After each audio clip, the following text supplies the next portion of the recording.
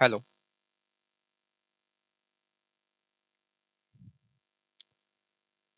Hello everyone, जय हिंद। सभी का वेलकम, सभी का बहुत बहुत स्वागत। दोस्तों, एसबीआई क्लर्क मेंस 2024-25 का एग्जाम आपका 10 और 12 तारीख को शेड्यूल्ड है। ये वीडियो स्पेशली मैं बना रहा हूं अपने एक्स सर्विसमैन भाइयों के लिए, क्योंकि ऑलरेडी मैंने स्ट्रेटजी का एक वीडियो बना रखा था जो कि general EWS SC ST candidates के लिए था।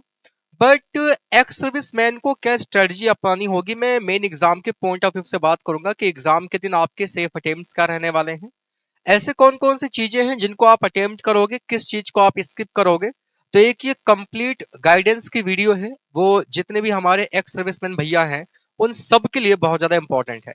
तो नमस्ते दोस्तों, मैं हूं आपका दोस्त विपिन, जो कि आपको क्वांट और रीजनिंग पढ़ाता हूं बैंक एग्जाम्स के लिए। आइए शुरुआत करते हैं आज के इस वीडियो की। सबसे पहले एक नजर डालते हैं दोस्तों नंबर ऑफ वैकेंसीज पे। अगर मैं प्रीवियस ईयर से कंपेयर करूं तो इस बार वाकई में एक्स सर्विसमैन की जो वैकेंसीज है वो अच्छी हैं। एक्स सर्विसमैन की 1361 वैकेंसीज हैं, जिसमें डिसेबल्ड एक्स सर्विसमैन की 600 वैकेंसीज अलग सी हैं, बैकलॉग की 609 वैकेंसीज अलग सी हैं, और टोटल वैकेंसीज अगर हम बात करें तो टोटल वैकेंसीज आपकी 2570 हैं।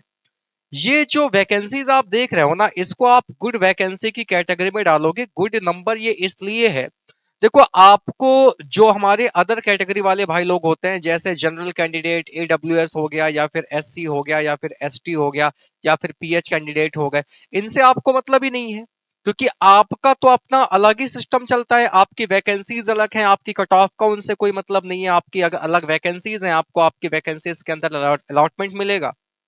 तो इसलिए ये वैकेंसीज अच्छी इसलिए भी है क्योंकि जब वैकेंसीज अच्छी होती हैं तो कंपटीशन थोड़ा सा कम हो जाता है, और कंपटीशन कम हो जाने पर आपके सक्सेस के जो चांस हैं वो थोड़ा सा ज्यादा अच्छे हो जाते हैं, ज्यादा बेहतर हो जाते हैं। तो इन वैकेंसीज को देखते हुए आपके सभी के मन में ये बात आ रही होगी कि सर इस बार हमें भी सिलेक्शन चाहिए और बढ़िया से बैंक में नौकरी पा जाएंगे, बिंदास नौकरी करते रहेंगे। तो ये सपना आपका साकार हो सकता है। कुछ बहुत इंपॉर्टेंट पॉइंट्स मैं आपको बताऊंगा सब्जेक्ट वाइज की, कौन कौन से सब्जेक्ट पे आपको किन किन चीजों का ध्यान रखना है। एक एक करके मेरी उन सारी बातों को सुनिएगा और कोशिश करिएगा कि जिस दिन एग्जाम है आपका उस दिन इन सारी चीजों को अप्लाई भी करिएगा। देखो दोस्तों, आप सबको पता है कि टोटल आपको एसबीआई क्लर्क मेंस के एग्जाम में 4 सेक्शन मिलने वाले हैं, 4 अलग अलग सब्जेक्ट मिलने वाले हैं, जिसमें आपको जनरल इंग्लिश मिलने वाली है, क्वांट मिलने वाला है, रीजनिंग मिलने वाली है, और साथ ही साथ जनरल और फाइनेंशियल अवेयरनेस मिलने वाला है। जिसमें इंग्लिश के 40 क्वेश्चन होंगे, बाकी अदर जितने भी सेक्शन है सबके 50-50 क्वेश्चन होंगे। ये बात आप सब बहुत अच्छी तरीके से जानते हैं, बहुत अच्छी तरीके से आपको पता है। देखो, दिन प्रतिदिन जैसे जैसे समय हमारा बढ़ता जा रहा है, नो डाउट एग्जाम का लेवल जो है वो बढ़ रहा है। और एग्जाम का लेवल बढ़ रहा है इसी वजह से आपने देखा होगा कि पहले जिस एसबीआई क्लर्क मेंस की कट ऑफ 90-95 के आसपास हुआ करती थी, मैं जनरल कैटेगरी की बात कर रहा हूं, अभी एक सर्विसमैन की कट ऑफ की भी मैं बात करूंगा, कि जो कट ऑफ जनरल कैटेगरी की 90 के आसपास हुआ करती थी, वो अभी 70, 71, 72 पे आ चुकी है। तो कट ऑफ लो हो रही है क्योंकि पेपर का लेवल जो है वो लगातार बढ़ रहा है, और लेवल बढ़ने के साथ साथ जो नंबर ऑफ अटेम्प्ट्स हैं वो एस्पिरेंट्स बहुत अच्छे नहीं कर पा रहे हैं इसी वजह से। वरना आप खुद सोचो, 200 में से अगर 70-72 नंबर में आपका सिलेक्शन हो रहा है, तो इसका मतलब यार ऑब्वियस सी बात है ना कि पेपर का लेवल हार्ड रहा होगा, लोग उतना अच्छा अटेम्प्ट नहीं कर पाए। वरना अगर सबने अच्छे अटेम्प्ट किए होते तो ऑब्वियस सी बात है कि आपकी जो कट ऑफ है वो क्या होती, हाई ही जाती। अब अगर मैं एक्स सर्विसमैन की बात करूं तो जैसा कि मैंने आपसे पहले ही बता रखा है कि एक्स सर्विसमैन का भाई अपना अलग ही सिस्टम है। इनकी अलग वैकेंसीज है, इनका अलग अलॉटमेंट है। इनकी कट ऑफ की अगर मैं बात करूं तो 2023 में आपने देखा होगा अलग अलग स्टेट वाइज जो कट ऑफ है वो कहीं 50 रही, कहीं 51 रही, कहीं 55 रही, कहीं 60 रही। तो मैं एक रेंज सेट कर देता हूं कि 50 से 60 के बीच जो है वो सिलेक्शन लास्ट ईयर 2023 में हुआ। 2023 में जो सिलेक्शन हुआ वो एक कट ऑफ की रेंज में बना रहा हूं, क्योंकि सारी स्टेट्स की कट ऑफ लिखना तो वो थोड़ा सा लेंदी हो जाएगा। तो ये तो आपको भी पता है, गूगल करके भी आप देख लोगे। एक रेंज में सेट कर देता हूं कि 50 से 60 मार्क्स जो है वो एक्स सर्विसमैन की कट ऑफ जो है वो 2023 में रही। इस 2024 की वैकेंसी में आपको ये अच्छे से पता है कि नंबर ऑफ वैकेंसीज आपकी और अच्छी हैं। नंबर ऑफ वैकेंसीज अच्छी हैं तो कहीं ना कहीं कट ऑफ जो है वो पहले से क्या होगी, डाउन होगी। और ये चीज आप प्रीलिम्स के एग्जाम में अच्छा खासा देख चुके हो। प्रीलिम्स के एग्जाम की कट ऑफ आपने स्टेट वाइज देखी है कि आपकी कट ऑफ जो है वो कितनी लो गई है। स्पेशली अगर मैं एक्स सर्विसमैन की बात करूं तो कई स्टेट ऐसे हैं जहां पे जिनके 0 मार्क्स हैं उनका भी सिलेक्शन हुआ है। नेगेटिव नहीं होने चाहिए, मतलब अगर आपने एग्जाम में 1 या 2 या 3 क्वेश्चन भी अटेम्प्ट कर दिए और ये सही हो गए तो भी आपका जो प्री है वो क्वालिफाई हुआ है। माइनस में नंबर केवल नहीं होने चाहिए, पता लगे 2 ही क्वेश्चन किया, 2 के दोनों गलत हो गए तो मार्क्स तो आपके नेगेटिव चले जाएंगे।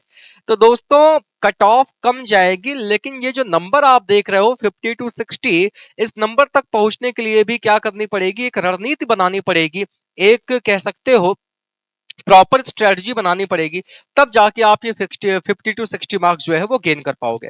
तो आइए सब्जेक्ट वाइज मैं आपको बताता हूं कि आपको करना क्या है।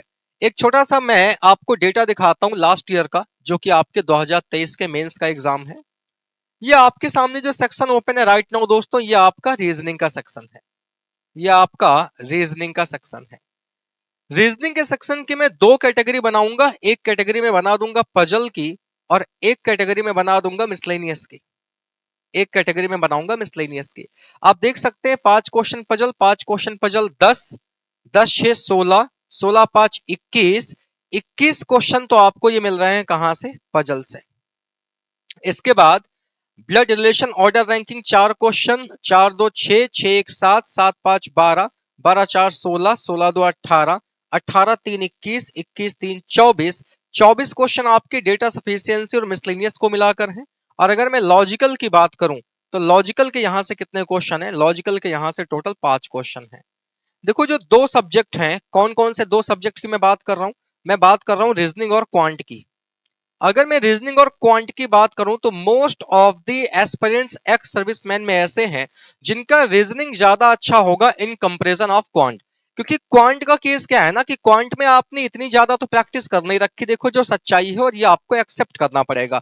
जितनी प्रैक्टिस, जितनी क्लासेस, जितना अभ्यास एक नॉर्मल एस्पिरेंट करता है, आपको भी पता है कि आप उतनी मेहनत नहीं करते हो और ना ही आप कर पाओगे। थोड़ा सा फर्क जो है वो एज का भी हो जाता है कि माइंड जो है वो उतनी देर बैठने की परमिशन नहीं देता, कहता है भैया इतना पढ़ लिए, चलो एक काम करो, उठ जाओ और कुछ मौज मस्ती करो, घूम टहल के आओ।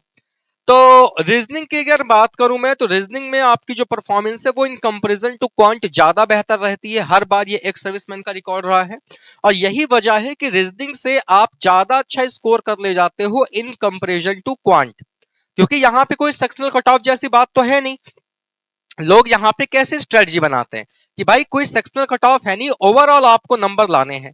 तो अगर मेरी क्वांट कमजोर है तो मैं एक ही सब्जेक्ट पे काम कर लूंगा, मैं केवल रीजनिंग पे काम कर लूंगा, रीजनिंग से ही अच्छा खासा मैं स्कोर कर लूंगा, क्वांट से नहीं स्कोर हो पा रहा है कोई बात नहीं, दोनों से मिलाकर जो स्कोर करना था वो मैंने अपना एक ही सब्जेक्ट स्ट्रॉन्ग करके क्या किया, वहां से स्कोर कर लिया। तो अब अगर मैं रीजनिंग की बात करूं कि एक एक्स सर्विसमैन के लिए रीजनिंग में उनके कितने नंबर होने चाहिए, तो अकॉर्डिंग टू मी भाई साहब देखो 50 क्वेश्चन आएंगे, 50 में से एटलीस्ट 20 क्वेश्चन तो आपको करने ही करने हैं।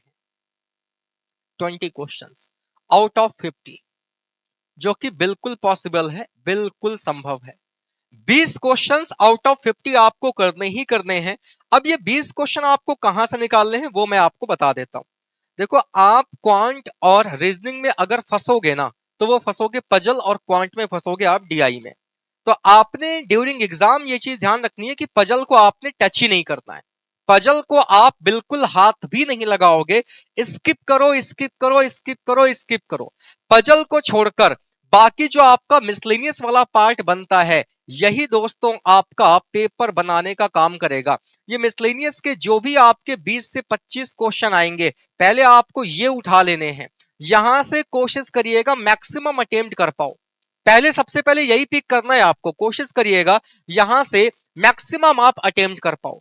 मैक्सिमम अटेम्प्ट कर पाने का मतलब है कि अगर आपने यहां से 16 से 17 क्वेश्चन भी निकाल लिए, क्योंकि जरूरी तो है नहीं कि जितने मिसलेनियस आएंगे वो सारे के सारे आप बना ले जाओगे, सारे के सारे तो नहीं बनेंगे, 5-6 तो ऐसे होंगे ना यार जो आपसे मिस होंगे। 16 से 17 तो आपको मिसलेनियस से बनाने ही बनाने हैं। लॉजिकल, क्योंकि आपके पास अनुभव है, आपको अपनी उम्र का भी अनुभव है, उम्र के साथ भी कई सारी चीजें ऐसी हैं जो लॉजिकली आपको समझ में आती हैं, प्लस आपने ऑलरेडी कहीं ना कहीं जॉब कर रखी है, बहुत सारे लोग डिफेंस सेक्टर से हैं, तो आपको लॉजिकल करने में भी ज्यादा प्रॉब्लम नहीं होगी। कोशिश करिएगा आउट ऑफ 5 1 से 2 क्वेश्चन तो यहां से करिएगा ही करिएगा, क्योंकि ये टाइम टेकन तो बिल्कुल भी नहीं होते हैं। बस लॉजिकल जो आप सोच रहे हो, जो आपका थिंकिंग प्रोसेस है, वो आपका सही होना चाहिए। अब इसके बाद आपको क्या करनी है, इसके बाद आपको करना यह है, देखो तकरीबन 5 पजल तो आपको मिलनी है ऑन एन एवरेज। 5 पजल आपको मिलेंगी बहुत सुकून से, आराम से। 5 में से कोई एक, ओनली वन, ओनली वन, 5 में से केवल कोई एक पजल आपको क्या करनी है, पिक कर लेनी है। टोटल आपको 5 पजल मिलेंगी और 5 में से केवल कोई एक पजल जो है वो आपको पिक कर लेनी है। इतना काम अगर आपने कर लिया तो यकीन मानिए रीजनिंग का सेक्शन आपका सुपर डुपर तरीके से बेहतर जाने वाला है। तो मेरी बात आपने ध्यान से सुनी। ड्यूरिंग एग्जाम आपको पजल टच नहीं करना है, पहले मिसलेनियस और लॉजिकल पे काम करेंगे आप। मिसलेनियस और लॉजिकल पे काम करके वहां से मैक्सिमम जितना निकाल पाइएगा उतना निकालिएगा। फिर जितनी भी पजल आई हैं उसमें से कोई एक पजल चूज करिएगा, और वो भी वो पजल जो चूज करिएगा ना, जिस पजल में आपको लगता हो कि यार ये मेरे लिए बड़ी आसान है, लाइक सिटिंग अरेंजमेंट हो गई, लाइक आपकी मंथ बेस्ड कोई पजल हो गई। क्योंकि सबको ऐसा फील होता है कि कुछ पजल मेरी ऐसी हैं जिनमें मैं बहुत स्ट्रांग हूं, कुछ पजल मेरी ऐसी हैं जिनमें मैं वीक हूं। जैसे मैं अगर एक्स सर्विसमैन होता तो मैं इन सारी पजल्स में से किसको पिक करता? कॉम्बिनेशन पजल आई थी मैच वाली, डबल रो सिटिंग आई थी 16 लोग, मैं इसको ना टच करता। क्लासिफिकेशन पजल आई थी नेम सिटी कलर, इसको पिक करने की मैं सोच सकता था। मंथ एंड डेट में फंसने वाला मामला होता है, 4 मंथ 4 डेट है, तो मैं किसको पिक कर लेता? मैं लैंग्वेज देखता कि भाई क्लासिफिकेशन पजल में नेम के साथ सिटी और कलर गिवन है, सिर्फ 2 वेरिएबल है, आराम से मैं बनाने की इसको कोशिश करता। आपको भी यही काम करना है कि आपको जितनी भी पजल दी जा रही हैं उसमें से केवल और केवल कोई एक पजल ही पिक करनी है, उसके अलावा कुछ नहीं करना। इतना अगर आपने कर लिया ना मेरे भाई, तो आप यकीन मानिए आपके जो सेफ अटेम्प्ट्स हैं, मैं रीजनिंग की अगर बात करूं तो रीजनिंग के सेफ अटेम्प्ट्स आराम से अगर आप 20 भी करके आ रहे हो तो आपका काम बहुत बढ़िया से चल जाएगा। ये मैं मिनिमम की बात कर रहा हूं, बाकी आप इससे ऊपर बढ़ा पाते हो देन टू गुड है। अगर बढ़ा ले जाते हो देन बहुत अच्छी बात है, बट एटलीस्ट 20 तो आप करके आइए ही आइए। अब रीजनिंग के बाद अगला सेक्शन आता है दोस्तों क्वांट का। क्वांट की अगर मैं लास्ट ईयर की बात करूं तो लास्ट ईयर की मैं दो कैटेगरी बनाऊंगा, डीआई, डीआई के अलावा मैं बनाऊंगा स्पीड मैथ, स्पीड मैथ के अलावा मैं बनाऊंगा अरिथमेटिक, अरिथमेटिक और Q1 Q2 डेटा सफिशिएंसी सब। देखो डीआई 6 नंबर पाई चार्ट, कैसलेट 4 10, 5 15, 5 20 और 5 25, 25 क्वेश्चन तो आपके डीआई के निकल गए। अरिथमेटिक के पूरे पूरे 12, यहां से 3 डेटा सफिशिएंसी, 12 और 3 कितने हो गए? ये हो गए 15। स्पीड मैथ में आप देख सकते हो क्वाड्रेटिक आई थी 4, अप्रोक्सीमेशन आए थे 6, 6 4 10। अब speed math in the sense कि यहाँ पे क्वाड्रेटिक और अलजबरा जो है वो भी आप मिला सकते हो। आपने जब क्वांट का सेक्शन अटेम्प्ट करना है तो क्वांट के सेक्शन में जो पहली प्रियोरिटी है वो आपको किसको देनी है? डीआई को टच नहीं करना। सबसे पहले ढूंढना कि आपको क्या कहीं अप्रोक्सीमेशन गिवन है, अप्रोक्सीमेशन पिक कर लेना। अप्रोक्सीमेशन के अलावा कहीं आपको नंबर सीरीज अगर दिख जाए, कहीं आपको नंबर सीरीज दिख जाए, या फिर कहीं आपको क्वाड्रेटिक दिख जाए, क्वाड्रेटिक दिख जाए, कोशिश करना कि इनको आप पहले टैकल करो। जरूरी नहीं है कि सब कर पाओ, अप्रोक्सीमेशन भले सब कर लोगे, क्वाड्रेटिक भले सब कर लोगे, नंबर सिस्टम में हो सकता है एक आधी सीरीज ऐसी हो जहां लॉजिक काम ना करे, हो सकता है कि माइंड में ये बात ना आए। कर लिया। इसके बाद अगला जो सेकंड प्रायोरिटी आप दोगे वो दोगे आप अरिथमेटिक को, क्योंकि आप प्री क्वालिफाई करके यहां तक पहुंचे हैं। और नो डाउट हर एक एक्स सर्विसमैन अपने अपने आप से बात पूछना कि मेरी डीआई अच्छी है या मेरी अरिथमेटिक अच्छी है। अब यहाँ पे दो टाइप के लोग होंगे। 90% लोगों से जिससे मैंने बात की है सब कहते हैं सर डीआई नहीं बनती है क्योंकि मेंस लेवल की डीआई है, इतना ज्यादा प्रैक्टिस नहीं किया है, इतना ज्यादा अभ्यास नहीं किया है, इतनी ज्यादा क्लासेस नहीं की हैं, तो अरिथमेटिक के तो 4-5 क्वेश्चन बन जाते हैं बट डीआई नहीं बन पाती। तो आपने सिंपल सा एक काम करना है, अरिथमेटिक पहले कर लेना है। इन केस अगर कोई ऐसा है जिसको ऐसा फील होता है कि नहीं यार मेरा डीआई बहुत अच्छा है, मेरा अरिथमेटिक ज्यादा अच्छा नहीं है, तो उस केस में क्या करिएगा, आप पहले डीआई पिक करिएगा फिर अरिथमेटिक। अब देखो यहां से जो दो चीजें बच रही हैं दोस्तों, एक डीआई और एक अरिथमेटिक। इनसे पहले आपको अरिथमेटिक डेटा सफिशिएंसी आ जाए, Q1 Q2 आ जाए, स्पीड मैथ आ जाए, इसका निपटारा कर लेना है, यहां से निकालना है आपको मार्क्स। अब जो डीआई आएंगी कोशिश करिएगा कि यहां से भी अगर हो पाए तो, नहीं हो पा रही है कोई बात नहीं, लेकिन हो पा रही है तो कोई एक डीआई पिक कर लीजिएगा। सबको आराम से देखिएगा और जिस डीआई को आपको लगे कि नहीं यार ये मैं कर सकता हूं, क्योंकि 5 में से कोई एक ऐसी जरूर होगी जो आसानी से डुएबल होगी। भाई डुएबल तो होंगी ही सारी, लेकिन एक आधी ऐसी होगी जो इजीली डुएबल होगी, जिसको आप आसानी से सॉल्व कर सकते हो, इजीली डुएबल होगी भाई। तो इसीलिए अरिथमेटिक पे और डीआई पे आपको डीआई में से कोई एक डीआई निकाल लेनी है। अब देखो दोस्तों, अरिथमेटिक का क्या सीन है। अरिथमेटिक का सीन ये है कि तकरीबन 12 से 15 question data sufficiency Q1 Q2 arithmetic की ये मिलाकर आपको मिलेंगे। इनमें से आपको ज्यादा नहीं, केवल 4 से 5 क्वेश्चन पिक कर लेने हैं बस। 4 से 5 क्वेश्चन दूर दूर के 4 से 5 वो क्वेश्चंस लगाइएगा जो डेफिनेटली आज देखो, सारा पेपर आपका पेपर जब डिफिकल्ट भी आएगा ना, क्लर्क मेंस है, पीओ मेंस नहीं है, तो इतना भी डिफिकल्ट नहीं आ जाएगा कि कुछ भी बनने वाला ना हो। बस आप क्वेश्चन कौन सा पिक कर रहे हो, that is the important point. तो आपको अरिथमेटिक में भी ये काम करना है कि अरिथमेटिक में आपको केवल और केवल 4 से 5 क्वेश्चन पिक कर लेने हैं। अब आपके पास अप्रोक्सीमेशन क्वाड्रेटिक के 10 क्वेश्चन थे, मैंने कहा चलो मैं बहुत कम लेता हूं, 7 क्वेश्चन आप यहां से निकालो।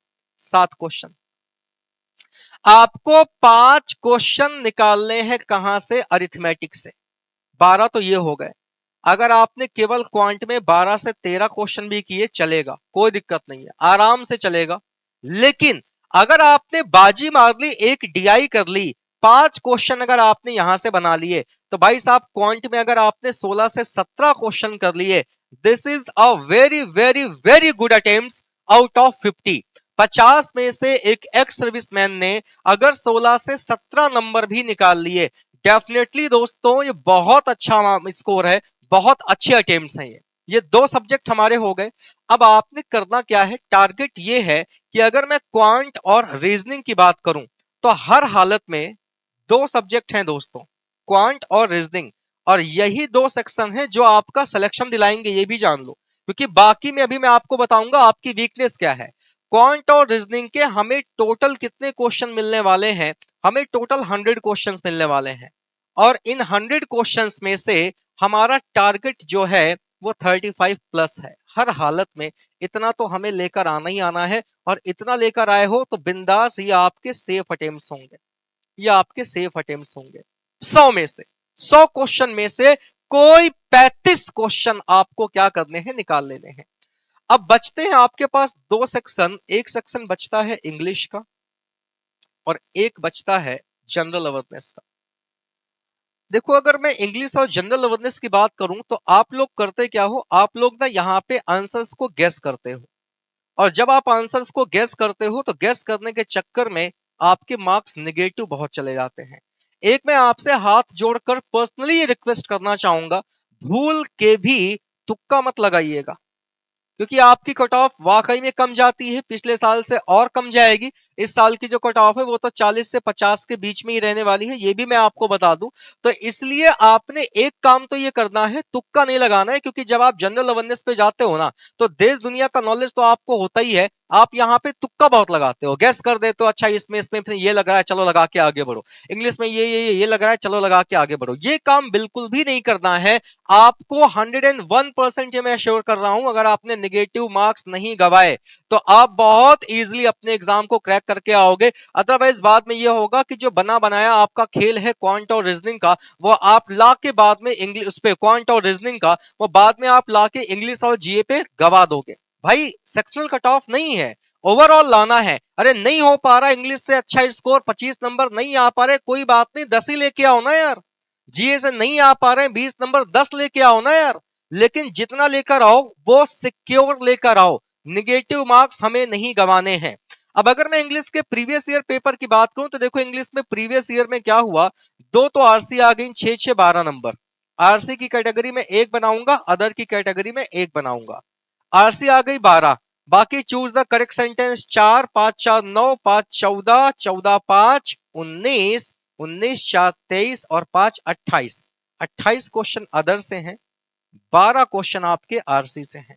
अब आपको आरसी को टच नहीं करना है। सबसे पहले पहली जो प्रायोरिटी आप दोगे वो अदर वाले सेक्शन पर दोगे, और सारे आंसर नहीं करोगे, ये भी मुझसे वादा करो कि पता लगे आपने सारे के सारे ही आंसर्स लगा दिए। आपको आरसी पहले नहीं टच करना है, पहले जो अदर सेक्शन आ रहा है उस पे काम करो। मैच द कॉलम पे देख लो, पैराजंबल पे देख लो, कुछ दिमाग लगे, फ्रेज रिप्लेसमेंट पे देख लो, कुछ दिमाग लगे, फिलर्स पे देख लो, कुछ दिमाग लगे, इरर्स आ जाए, इरर्स पे देख लो, कुछ दिमाग लगे, वर्ड यूजर्स पे आ जाए, कुछ दिमाग लगे। यहां से आपको मेरे प्यारे दोस्तों 25 से 30 क्वेश्चन हमेशा मिलते हैं। 25 से 30 की रेंज में ये हमेशा रहेगा। और इसी 25 से 30 की जो रेंज है ना, आपको यहां से ज्यादा नहीं, केवल 10 क्वेश्चन निकाल लेने हैं। 10 क्वेश्चन निकाल लेने हैं। उसके बाद आप सेकंड नंबर पे आओगे आरसी के पास। आरसी में 12 क्वेश्चन होंगे। एंटोनिम सिनोनिम हो सकता है, वोकैब आपकी स्ट्रांग ना हो, कोई दिक्कत नहीं, लेकिन इन 12 में से 3 से 4 क्वेश्चन ऐसे जरूर होंगे जिनका आंसर आप पैसेज पढ़कर आसानी से निकाल सकते हो। अगर आपने यहां से 4 क्वेश्चन भी निकाल लिए पैसेज पढ़कर, तो 10 और 4 14, और मैं आपसे कहता हूं कि 14 से 15 अगर आपने इंग्लिश में स्कोर कर लिया, ज्यादा नहीं, केवल और केवल 15 क्वेश्चन, 15 क्वेश्चन अगर आपने निकाल लिए दोस्तों आउट ऑफ 40 इंग्लिश में, ये आपके बहुत अच्छे अटेम्प्ट्स रहेंगे, ये आपके सेफ अटेम्प्ट्स की कैटेगरी में जाएंगे। तो मेरी बात को ध्यान से सुनते रहो कि किसको पहले टच करना है, किसको नहीं टच करना है। टच कर भी लिया अदर को, तो अदर में सारे नहीं अटेम्प्ट करके आने हैं। जो लगे कॉन्फिडेंस होके कि नहीं यार ये आंसर हो सकता है, ये बिल्कुल सही है, उसको लगाओ, अदरवाइज छोड़ना ज्यादा सही रहेगा, स्किप करना ज्यादा बेटर रहेगा। आप अटेम्प्ट करके आओ, गलत अटेम्प्ट करके आओ, तो गलत अटेम्प्ट मत करना, उससे बेहतर है कि आप स्किप कर दो। अब दोस्तों एक सब्जेक्ट आपका ऐसा बचता है general awareness and current affairs. ये वो सेक्शन है जहां सबसे ज्यादा गलतियां होती हैं, और ये गलतियां केवल आपसे ही नहीं होती, ये गलतियां केवल आपसे नहीं होती, ये गलतियां जो जनरल कैंडिडेट्स होते हैं उनसे भी बहुत होती हैं। एग्जाम में आपके पास टोटल कितने क्वेश्चन रहने वाले हैं? एग्जाम में आपके पास टोटल 50 क्वेश्चन रहने वाले हैं। आपने दोस्त, मेरा भाई, बड़े भाई हो आप, केवल और केवल आपको यहां 10 क्वेश्चन निकाल लेने हैं। 10 निकाल लिए, देन आप राजा हैं। 10 क्वेश्चन अगर आपने निकाल लिए, देन सुपर डुपर कूल होके क्या करना, सुपर डुपर कूल होके एग्जाम से बाहर निकलना, क्योंकि यहां पे आपको केवल क्वेश्चंस रीड करने हैं। अरे यार 50 में से 10 तो डेफिनेटली ऐसे होंगे, क्योंकि कहीं ना कहीं तैयारी तो कर ही रहे होगे ना, क्लासेस तो कर ही रहे होंगे आप, चाहे मनीष सर की कर रहे हो या हो सकता है किसी अदर एजुकेटर की कर रहे हो, क्लासेस तो आप कर ही रहे होंगे, कैप्सूल्स आप पढ़ रहे होंगे, करंट अफेयर्स पे आप काम कर ही रहे होंगे। तो 50 में से एटलीस्ट 10 क्वेश्चन तो आपको निकालने ही निकालने हैं। अब जरा इन सारे सारे क्वेश्चंस को ऐड कर लो, 10 यहां से, 15 यहां से, 25 और 35 यहां से। भाई साहब 60 क्वेश्चंस अगर आपने कर दिए ना, 60 क्वेश्चंस, तो भाई साहब 100% आपका सिलेक्शन होगा, आपके सिलेक्शन की 100% गारंटी है, 100%। तो किस सेक्शन में क्या पहले अटेम्प्ट करना है, क्या बाद में अटेम्प्ट करना है, उस पे हमने बात की। पजल और डीआई को मत टच करिएगा, लगे कि कोई एक पजल या कोई एक डीआई हो पा रही है तभी करिएगा, नहीं तो नहीं भी हो पा रही है तो अदर वाला जो सेक्शन है वहां से काम चलाइएगा। आरसी में उलझकर मत रह जाइएगा, पहले अदर वाले सेक्शन को कर लीजिएगा। करंट अफेयर्स में तुक्का बिल्कुल मत लगाइएगा, जो क्वेश्चन लगे कि सीयूईटी के साथ नहीं 10 हो पा रहे, 9 हो पा रहे, 8 हो पा रहे, 7 हो पा रहे, बट जितना हो उसको फुल एक्यूरेसी के साथ ही करिएगा दोस्तों। अगर इतनी चीजें आपने फॉलो कर ली, डेफिनेटली आप यकीन मानिए कि आपका सिलेक्शन 101% होना ही होना है, क्योंकि इस बार वैकेंसी ज्यादा है, कट ऑफ प्रीवियस ईयर से कम जानी है, तो आपको अटेम्प्ट्स ज्यादा नहीं करने हैं। मन में ये चीज ध्यान रखिएगा कि जितने अटेम्प्ट्स करने हैं वो एक्यूरेट करने हैं, ज्यादा अटेम्प्ट्स के चक्कर में आप जो सही करके आओगे वो भी नेगेटिव में गंवा दोगे, इस चीज का ध्यान रखिएगा। तो अपना ख्याल रखिए दोस्तों, ऑल द बेस्ट आपके एग्जाम के लिए। मैं भगवान से प्रार्थना करता हूं कि आप सब इस उम्र में जिस डेडिकेशन के साथ आप मेहनत करते हैं, आपके इस जज्बे को सलाम है मेरा। बहुत खुशी होती है जान के कि इस एज में आने के बाद भी आप पढ़ रहे हैं, क्योंकि आजकल की जो जनरेशन है, ये आप भी देख रहे हैं कि आजकल की जनरेशन आपकी टक्कर की भी पढ़ाई नहीं कर पा रही। इन केस मैं अगर आपको बताऊं तो आप लोगों को जान के ताजुब होगा कि जो general OBC SC ST candidates हैं वो उतना नहीं पढ़ रहे हैं जितना आप लोग मेहनत कर ले जा रहे हो। तो आपने इतनी मेहनत की है और डेफिनेटली आपकी इस मेहनत का फल जो है वो आपके प्रीलिम्स के रिजल्ट में दिखा है। अब बारी है मेरे भैया मेंस की, तो फोड़ दीजिएगा। आपका छोटा भाई है ना, मैं आपका छोटा ही भाई हूं, आपसे ही मेरी कमी है, लेकिन इस छोटे भाई की इतनी सी बात अगर आपने मान ली तो डेफिनेटली अनुभव मेरा क्योंकि बैंक एग्जाम्स में आपसे ज्यादा है, इसलिए मैं आपको ये वीडियो बना के दे रहा हूँ, ये सलाह दे रहा हूँ, इतना काम कर लीजिएगा। बाकी ऑल द बेस्ट, अच्छे से एग्जाम दे के आइएगा। Thank you so much. जय हिंद आप सभी को।